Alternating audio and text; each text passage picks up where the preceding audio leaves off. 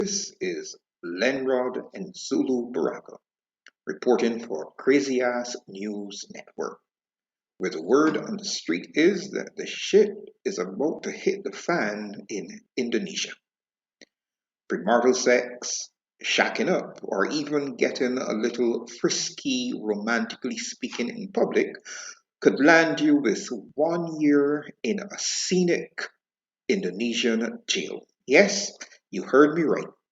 By 2025, a little fornication or even an attempt or a suspicion that you're about to commit fornication will end up with you being locked up in Indonesia.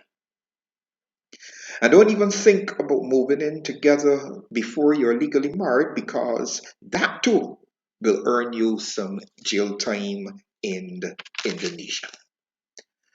Now, this new law originally was proposed in 2019, but it was shelved due to the protests of thousands of Indonesians who wanted to protect their right to continue having more sex than their married countrymen and women. To forestall protests, the government announced the new law on November 30, giving activists little time to mobilize and protest against the new law, which will come into effect in 3 years' time. Now, protesting against the new law is going to be very tricky because, to begin with, the protesters now must obtain a protest permit from the government. Plus, because the law is a religiously motivated law, it means that protesters will have to be very careful that they don't run foul of the Indonesian blasphemy laws, which have also been strengthened as well. Anti-premarital sex laws, adultery laws, and buggery laws are all a reflection of the resurgence of religion in the modern world. And so it seems as though the days of the Inquisition are here again. Whenever religious fundamentalists come to power globally, there have been a resurgence or resurrection of the morality police, whose job it is to return the world to its Puritan fundamentalist religious roots. This trend operates across the board for all the major religions and is especially true in some of the Abrahamic religions. Years ago, the Beatles released the song Imagine. And in the song, the Beatles ask us to imagine a world without many things, including religion. Now, when we consider the amount of mayhem, wars, exploitation, rape, genocide, ethnic cleansing, all with the full blessing of our religious institutions, we cannot but wonder if our world would not be a better place without most of the current religious institutions that exist.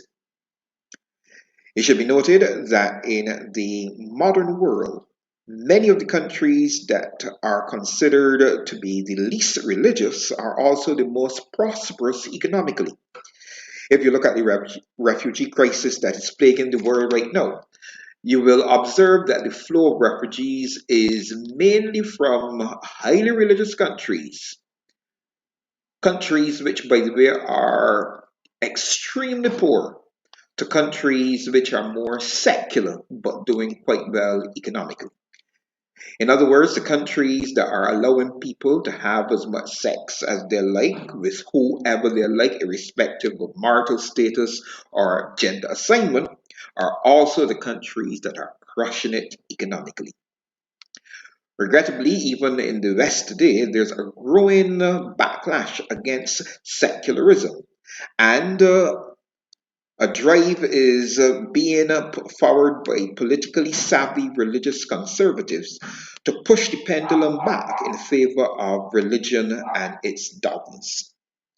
Nations that want to continue prospering economically must therefore be mindful of the emergence of conservative religious fundamentalist groups that are intent on hijacking the political process to enforce their religious agenda. If conservative religious fundamentalists are allowed to have their way, I assure you that more shit will continue to hit the fan as antiquated religious laws are brought back from the dead and used as a pretext to send millions of people by the way who just want to be left the fuck alone, to the great beyond. This has been Lenrod and Zulu Baraka reporting for Crazy Ass News Network, where our motto is every day it's the same shit, just a few new assholes.